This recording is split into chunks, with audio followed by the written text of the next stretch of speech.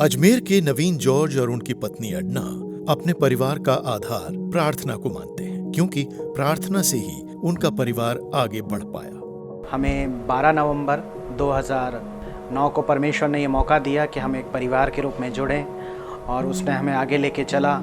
एक समय आया जब हमने अपने जीवन में ये प्लान किया कि हमें एक संतान होनी चाहिए, लेकिन कहीं ना कहीं कुछ कॉम्प्लिकेशंस थी।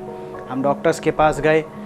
एक डॉक्टर हैं इस शहर की, काफ़ी बड़ी डॉक्टर हैं, हम उनसे मिले तो उन्होंने सारी चीज़ें देखने के बाद, मेरी वाइफ का फिज़िकल एग्ज़ामिनेशन करने के बाद कहा कि बिना सर्जिकल प्रोसीजर कराए बिना आप कभी भी संतान आपको प्राप्त नहीं हो सकती।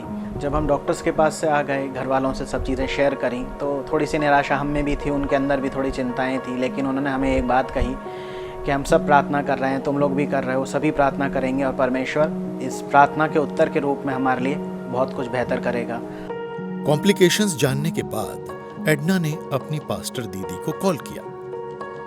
जब उन्होंने इस बात को बोला कि हम प्रार्थना करेंगे और परमेश्वर करेगा, तो एक मन के अंदर एक आशा हुई और एक दीदी ने इस बात को भी बोला कि यहाँ अजमेर में एक ब्रदर थे, उनसे तुम मिलो, तुम प्रार्थना करवाओ, ताकि हो सकता है परमेश्वर उनके द्वारा हमारे जीवन में कुछ अद्भुत करे, क्योंकि वचन इस बात को कहता है कि धर्मी जन की प्रार्थना के प्रभाव से सब कुछ हो सकता है।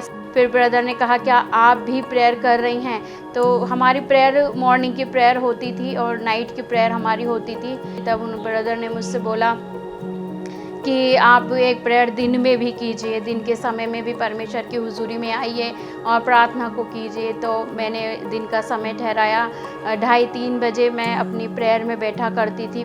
और एक दिन वो समय आया जब नवीन और एडना को अपनी प्रार्थनाओं का उत्तर मिला। जब मेरी पत्नी ने कंसीव किया, मुझे आज भी याद है, दिसंबर का मंथ था, वो 2011 में हम लोगों को ये मालूम चला था कि वो प्रेग्नेंट हैं।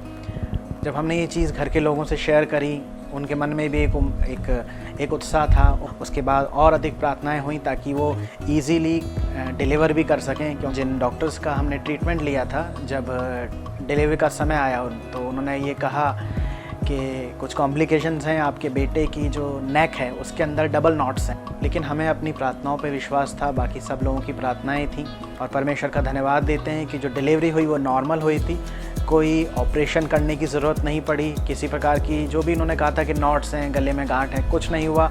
वो बहुत ईजीली डिलीवरी हो सकी और परमेश्वर ने हमें एक संतान दी। दवाओं से बहुत कुछ चीज़ें होती हैं, दवाएं अपना काम करेंगी, लेकिन प्रार्थनाएं जो करती हैं वो उससे बढ़ के करती हैं। तो ये हमारा परमेश्वर है जो प्रार्थनाओं को सुनता है, यदि हम विश्वास से मांगेंगे और विश्वास कर लेंगे कि जो कुछ हमने मांगा है वो हमें प्रार्थना में मिल चुका है, तो हम उसे अपनी आंखों से देखने पाएंगे। तो परमेश्वर का धन्यवाद देती हूँ कि उसने हमारी सहायता की और हमें इस योग्य बनाया कि आज हम माता पिता हैं और हमारा बेटा आज 11 साल का है। इसके लिए भी मैं परमेश्वर का धन्यवाद देती हूँ।